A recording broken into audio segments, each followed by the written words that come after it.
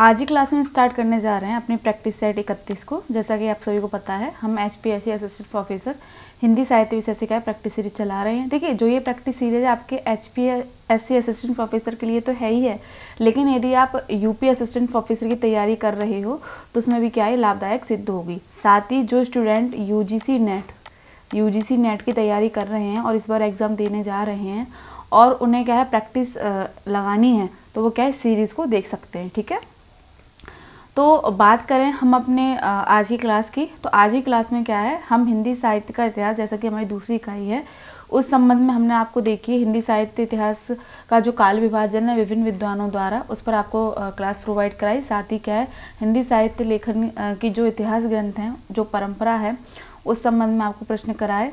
इसके साथ ही आदिकाल, भक्तिकाल, रीतिकाल, आधुनिक काल के संबंध में क्या है, हम आपको प्रश्न करा रहे हैं। तो आधुनिक काल में देखिए, जैसा मैंने आपको बोला था कि छायावाद की क्लास समाप्त तो हो चुकी हैं, कल हमारी छायावाद की लास्ट क्लास थी। तो आज देखिए जो हमारी क्लास है वो किस संबंध में, छायावादोत्तर। ठीक है, छायावादोत्तर के मध्य कौन से कवि आए और उनके साथ ही प्रगतिवादी।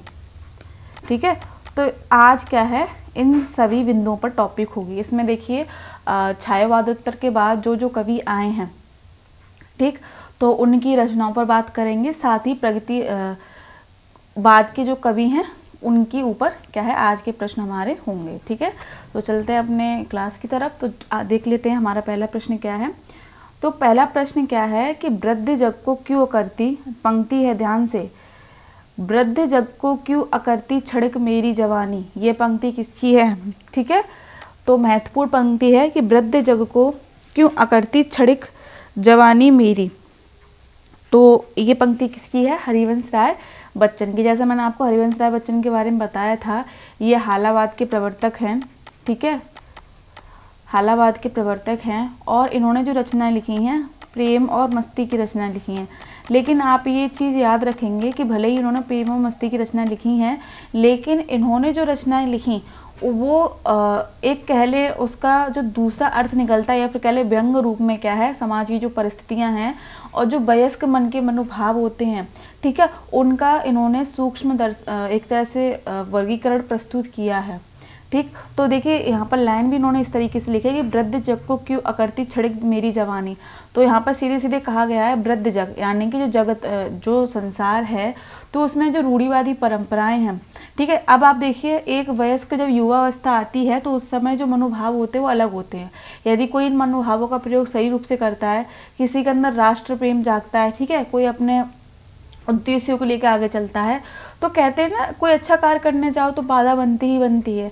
तो यहाँ पर देखिए हरिवंश राय बच्चन ने क्या है एक लाइन जो बोली है, ठीक है, जैसे मैंने बोला इन्होंने प्रेम और मस्ती से रचनाएं लिखी हैं, तो इन्होंने कटाक्ष भी कर दिया और अपने भाव भी बोल दिए कि वृद्ध जग को क्यों करती क्षणिक मेरी जवानी। ठीक है, तो ये किस एक तरह से कह लें कि किस ग्रंथ में है, मधुशाला।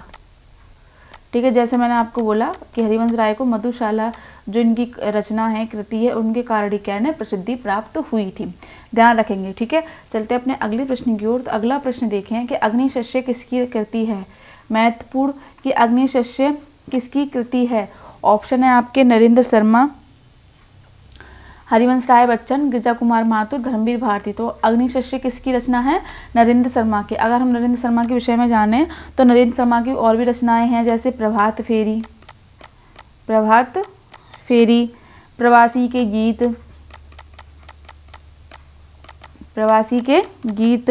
पलाश वन, इसके साथ ही मिट्टी और फूल।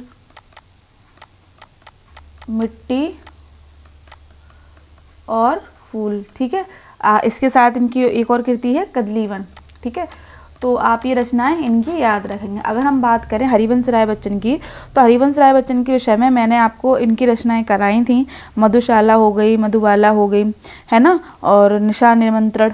तो आप आगे क्लास देख सकते हो जिसमें मैंने सारी चीज़ें कराई हैं। अगर हम बात करें गिरिजा कुमार माथुर की, तो गिरिजा कुमार माथुर की रचनाएं भी देख लेते हैं। मंजीर, और ये महत्वपूर्ण रचना इनकी पूछी जाती है कि मंजीर किसकी रचना है। इसके साथ ही देखिए धूप के धान, महत्वपूर्ण, धूप के धान।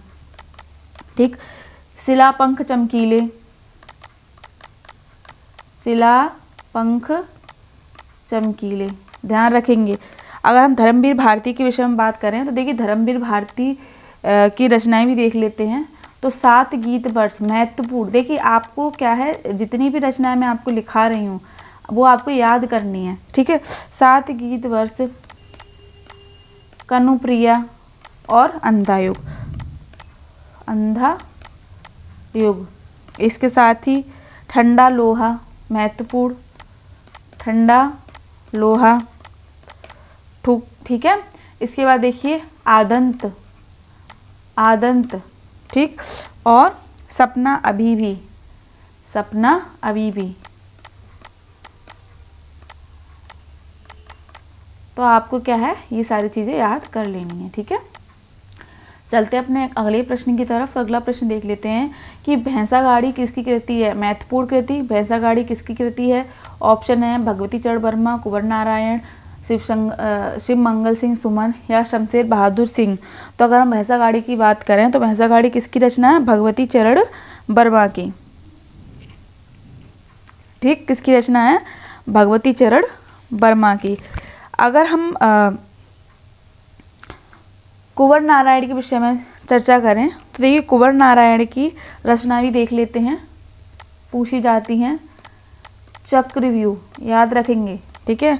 चक्रव्यूह, परिवेश हम तुम, परिवेश हम तुम, और कालजयी महत्वपूर्ण, कालजयी याद रखेंगे, कालजयी, ठीक है। अगर हम बात करें शिव मंगल सिंह सुमन की तो शिव मंगल सिंह सुमन ने की कौन कौन सी काव्य कृतियां हैं। तो देखिए हिलोल, हिलोल, जीवन ज्ञान, जीवन गान, ठीक है। प्रलय सृजन, प्रलय सृजन, ठीक। विश्वास बढ़ता ही गया महत्वपूर्ण, विश्वास बढ़ता ही गया, ठीक है। पर आंखें नहीं भरी, इनकी एक और कृति है, पर आंखें नहीं भरी। आपको ये चीज़ें याद रखनी है, ठीक है। आंखें नहीं भरी, ठीक। यदि हम बात करें शमशेर बहादुर सिंह की तो शमशेर बहादुर सिंह की कृतियां भी देख लेते हैं, इन्होंने कौन कौन सी रचनाएं लिखी। तो इनकी रचनाएं हैं कुछ कविताएं, कुछ कविताएं,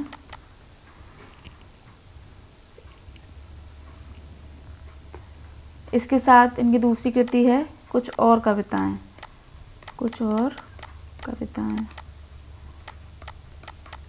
ठीक है। चुका भी नहीं हूं मैं, इनकी अगली कृति है चुका भी नहीं हूं मैं, और महत्वपूर्ण कृति है ये, ठीक है। नहीं हूं मैं, याद रखेंगे, ठीक। तो यहाँ पर देखिए आपने कुंवर नारायण की रचनाओं के विषय में जाना, शिव मंगल सुमन की रचनाओं के बारे में जाना, शमशेर बहादुर की रचनाओं के बारे में जाना। इसके साथ ही भगवती चरण वर्मा, जो हमारा प्रश्न था कि ये जो भैंसा गाड़ी है किसकी काव्य कृति है, तो किसकी काव्य कृति है ये, भगवती चरण वर्मा की, ठीक है। चलते हैं अपने अगले प्रश्न की ओर। तो अगला प्रश्न है कि आत्महत्या के विरुद्ध किसकी कृति है। महत्वपूर्ण प्रश्न, ये देखिए आपके यूजीसी नेट के एग्जाम में कई बार पूछा गया। इसके साथ ही देखिए आपका आरपीएससी का जो असिस्टेंट प्रोफेसर का एग्जाम हुआ था, ठीक है, उसमें भी क्या है ये एग्जाम देखने को मिला था।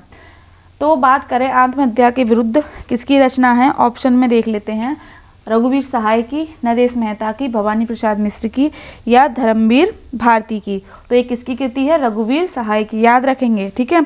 इसके साथ ही देखिए इनकी और भी कृतियां हैं जैसे सीढ़ियों पर धूप में, महत्वपूर्ण कृति है ये भी पूछी जाती है, ठीक है। हंसो जल्दी हंसो, हंसो जल्दी हंसो, यानी कि रचनाएं हैं, काव्य कृतियां हैं, ठीक। अगर हम बात करें नरेश मेहता की तो देखिए नरेश मेहता की कृतियां भी काफ़ी महत्वपूर्ण हैं, जैसे बन पाखी सुनो, महत्वपूर्ण है, याद रखेंगे कि बन पाखी सुनो किसकी रचना है, तो किसकी है, नरेश मेहता की। इसके साथ संशय की एक रात, महत्वपूर्ण, संशय की एक रात। ये प्रश्न बनता ही बनता है कि संशय की एक रात किसकी रचना है, संशय की एक रात तो किसकी रचना है ये, नरेश मेहता की।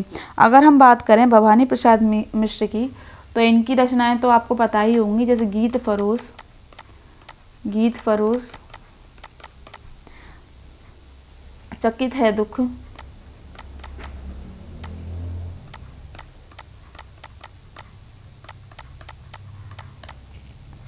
खुशबू के शिलालेख,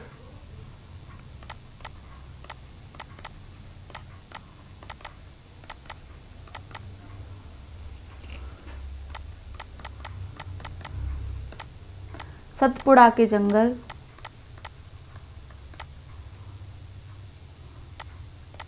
याद रखेंगे इनकी रचनाओं को, प्रश्न बनता है।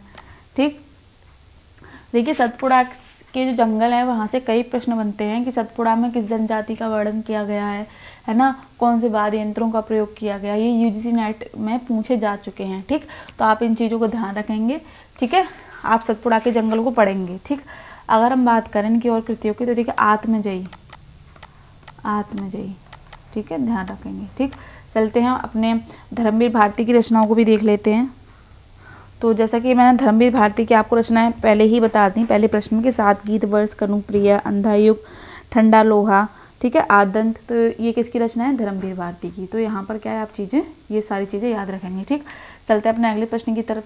तो अगला प्रश्न है कि एक सूनी नाव किसकी रचना है, महत्वपूर्ण, एक सूनी नाव किसकी रचना है, सर्वेश्वर दयाल सक्सेना की, धर्मवीर भारती की, मुक्तिबोध की, श्रीकांत वर्मा की। तो किसकी रचना है, सर्वेश्वर दयाल सक्सेना की। तो ऑप्शन हमारा क्या होगा, सर्वेश्वर दयाल सक्सेना की। इसके साथ देखिए इनकी और भी रचनाएं देखने को मिलती हैं, जैसे काठ की घंटियाँ, ये प्रश्न पूछा जाता है, काठ की घंटियाँ किसकी रचना है। ठीक, काठ की घंटियाँ। इसके साथ बांसु के फूल, कुआनो नदी, धर्मवीर भारती की आपको रचना बताई ही दी हमने। अगर हम मुक्ति बोध की बात करें, तो इनकी जो रचना है, चांद का मुंह टेढ़ा, देखिए इनकी चांद का मुंह जो टेढ़ा है, इनका काव्य संग्रह, इसमें देखिए कई रचना आपको देखने को मिलती हैं, जैसे ब्रह्म राक्षस, है ना, तो ये किसमें देखने को मिलती है, अंधेरे में, आपके चांद का मुंह टेढ़ा में। अगर हम बात करें श्रीकांत वर्मा की, तो श्रीकांत वर्मा की भी एक रचना जो सबसे ज़्यादा प्रसिद्धि जिसे मिली है, माया दर्पण। याद रखेंगे कि माया दर्पण किसकी कृति है, तो श्रीकांत वर्मा की। ठीक, चलते अपने अगले प्रश्न की ओर। तो अगला प्रश्न है, एक कंठ विस्पाई किसकी कृति है, एक कंठ विस्पाई किसकी कृति है। ऑप्शन है दुष्यंत कुमार की, राजकुमार चौधरी की, या फिर अजीत कुमार की, या जगदीश गुप्त की। तो एक कंठ विस्पाई किसकी कृति है, दुष्यंत कुमार की। दुष्यंत कुमार की देखिए और भी कृतियां हैं, साय में धूप, तो साय में धूप भी देखिए यहाँ से भी प्रश्न बनते हैं कि साय में धूप किसकी कृति है, तो दुष्यंत कुमार की। अगर हम बात करें कि राजकमल चौधरी की, तो इनकी भी देखिए काफ़ी सारी रचनाएं हैं, जैसे मुक्ति प्रसंग, कंकावती, याद रखेंगे, कंकावती किसकी कृति है, राजकमल चौधरी की। अगर हम अजीत कुमार की रचनाओं को देखें, तो अकेले कंठ की पुकार, महत्वपूर्ण, अकेले कंठ की पुकार, ठीक है, ये इनकी महत्वपूर्ण रचना है। इसके साथ देखिए अंकित होने दो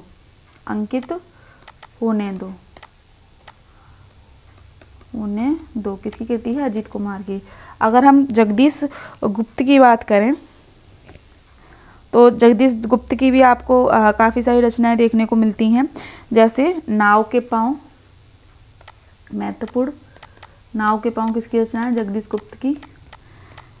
युग्म, हिमबद्ध, ठीक है, तो जो ये रचना हिमविद, तो जो ये रचना है ये काव्य ग्रंथियाँ हम आपको लिखा रहे हैं जो इनकी काव्य हैं, ठीक है। जो गद्य में है वो गद्य पर प्रश्न, जब हमारा गद्य का इतिहास चलेगा ना तब वो आप जितनी भी इनकी गद्य की कृतियाँ हैं इन राइटरों की वो कराई जाएंगी। अभी जो प्रश्न है इनकी काव्य कृतियों से ही हम आपको करा रहे हैं, ठीक है। चलते अपने अगले प्रश्न की तरफ। तो अगला प्रश्न देख लें कि हाउस ऑफ वाइन किस कृति का अंग्रेजी अनुवाद है। महत्वपूर्ण प्रश्न कि हाउस ऑफ वाइन किस कृति का अनुवाद है। तो ऑप्शन है मधुशाला, मधुबाला, कुरुक्षेत्र, उर्वशी। तो अगर हम बात करें हाउस ऑफ वाइन की तो ये जो कृति है किसने लिखी, या फिर कह लें जो अनुवादक कृति है, अनुदित कृति है, ये लिखी किसने है? मार्जरी वॉल्टन। लिख लेते हैं मार्जरी वॉल्टन। और इनके सहयोग में रामस्वरूप व्यास, रामस्वरूप व्यास, ठीक है। तो ये किस कृति का अनुवाद है? मधुशाला। मधुशाला किसकी कृति है? बच्चन की, हरिवंश राय बच्चन की, ठीक है। अगर हम टाइम पीरियड की बात करें कि हाउस ऑफ वाइन कब लिखी गई, तो ये लिखी गई 1938 में। कब लिखी गई? 1938 में, ठीक है। और कहाँ प्रकाशित हुई है? तो ये लंदन में प्रकाशित हुई थी, ध्यान रखेंगे, ठीक है। हाउस ऑफ वाइन किस कृति का अंग्रेजी अनुवाद है? मधुशाला का। मधुशाला का अगर टाइम पीरियड देखें 1935, और इस जो अनुदित कृति है हाउस ऑफ वाइन तो किन्होंने की थी? मार्जरी वॉल्टन और रामस्वरूप व्यास ने। टाइम क्या था? 1938। कहाँ प्रकाशित हुई? लंदन में, ठीक है। चलते अपने अगले प्रश्न की ओर। तो अगला प्रश्न है कि हरिवंश राय बच्चन ने भगवत गीता का अनुवाद किस शीर्षक से किया? महत्वपूर्ण। तो ऑप्शन है जनगीता, हलाहल, मिलन यामिनी, एकांत संगीत, है ना। तो ये जो सारी कृतियाँ जैसे जनगीता, हलाहल, मिलन यामिनी, एकांत संगीत तो किसकी हैं? ये हरिवंश राय की बच्चन की ही ये कृतियाँ हैं। लेकिन भगवत गीता का जो अनुवाद है वो किस शीर्षक से किया इन्होंने? जनगीता से। याद रखेंगे, महत्वपूर्ण प्रश्न। चलते अपने अगले प्रश्न की ओर। तो अगला प्रश्न देखिए, पंक्ति से है कि है चिता की राख, यहाँ पे मिसप्रिंट हुआ है चिता की राख कर में मांगती सिंदूर दुनिया। यह पंक्ति किसकी है? चिता की राख कर में मांगती सिंदूर दुनिया। ऑप्शन हरिवंश राय बच्चन, रामधारी सिंह दिनकर, सूर्यकांत त्रिपाठी निराला, सुमिता नंदन पंत। तो किसकी रचना है? ये हरिवंश राय बच्चन की कृति है, ठीक है। चलते हैं अपने अगले प्रश्न की ओर। तो अगला प्रश्न है, कथन से है कि किस कवि ने अपने बारे में कहा कि छायावाद के ठीक पीठ पर आए। देखिए, किस कवि ने स्वयं के विषय में लिखा कि जब छायावाद का अंत हो रहा था तब मेरा आगमन हुआ, है ना। तो ऑप्शन है रामधारी सिंह दिनकर, बच्चन, या फिर रणबीर भारती, या नागार्जुन। तो कौन है? रामधारी सिंह दिनकर, याद रखेंगे। चलते हैं अपने अगले प्रश्न की तरफ। तो अगला प्रश्न है कि छायावाद का विनाश क्यों हुआ? महत्वपूर्ण, छायावाद का विनाश क्यों हुआ? इस शीर्षक से लेख किस व्यक्ति ने लिखा या किस कवि ने लिखा? तो ऑप्शन है आपके देवराज, इलाचंद्र जोशी, सिद्धांत सिंह चौहान, या फिर नामवर सिंह। तो कौन आएंगे? इलाचंद्र जोशी। देखिए, जो इन्होंने शीर्षक लिखा छायावाद का विनाश क्यों हुआ, तो छायावाद कैसे विनाश की ओर गया या फिर छायावाद का अंत कैसे हुआ, तो इस संबंध में क्या इन्होंने अपनी विचारधारा को लिखा। तो इनका जो लेख है किसमें प्रकाशित हुआ? विशाल भारत में, याद रखेंगे, विशाल भारत में प्रकाशित, ठीक है। चलते अपने अगले प्रश्न की ओर। अगला प्रश्न देख लें कि प्रगतिशील लेखक संघ प्रथम अधिवेशन के अध्यक्ष कौन थे? महत्वपूर्ण। पहला तो ये प्रथम लेखक जो प्रगतिशील लेखक संघ अधिवेशन है वो कब हुआ? 1936 में, ठीक है। ये कहाँ हुआ था? लखनऊ में हुआ था। कहाँ हुआ था? लखनऊ में। और इसके अध्यक्ष कौन थे? ऑप्शन है मुंशी प्रेमचंद, निराला, सिद्धांत सिंह चौहान, धर्मवीर भारती। तो कौन थे? मुंशी प्रेमचंद। चलते हैं अपने अगले प्रश्न की ओर। तो अगला प्रश्न देख लें कि प्रगतिशील लेखक संघ का जो दूसरा अधिवेशन था तो उसके अध्यक्ष कौन बने थे? तो ये भी देख लेते, ये भी महत्वपूर्ण है। रविंद्रनाथ टैगोर, नागार्जुन, धर्मवीर भारती, सिद्धांत सिंह चौहान। तो कौन बने थे? रविंद्रनाथ टैगोर। ठीक, चलते अपने अगले प्रश्न की ओर। तो अगला प्रश्न देखिए कि खड़ी बोली की प्रथम प्रगतिवादी कृति मानी जाती है, यानी खड़ी बोली की ऐसी कौन सी रचना है जिसे प्रगतिवादी रचना कहा जाता है? तो ऑप्शन है युगबाड़ी, परिमल, पल्लव, युगांत। देखिए, जैसा मैंने आपको बताया था कि जो पंत का जो जीवन है वो कई चरणों में देखने को मिलता है, यानी कि उन्होंने स्टार्टिंग तो की थी छायावाद से, फिर उनकी विचारधारा चिन्ह जीव प्रगतिवादी रचनाएं लिखने लगे, फिर वो अरविंद दर्शन से प्रभावित हुए तो अंत चेतनावादी रचनाएं उन्होंने देखने को मिली। उसके बाद क्या है, वो नव मानवतावादी रचनाएं लिखने लगे। तो अगर हम बात करें कि खड़ी बोली में प्रथम प्रगतिवादी कृति कौन सी मानी जाती है, तो कौन मानी जाती है? पंत की युगबाड़ी, है ना। इन्होंने ही क्या है, खड़ी बोली में रचना की जो प्रगतिवाद की पहली कृति मानी जाती है, ध्यान रखेंगे। ठीक, चलते हैं अपने अगले प्रश्न की तरफ। तो अगला प्रश्न है, हमारा साहित्यिक नारा कथन से है, महत्वपूर्ण कथन है, ध्यान रखेंगे कि हमारा साहित्यिक नारा कला के लिए नहीं वरन कला संसार को बदलने के लिए है।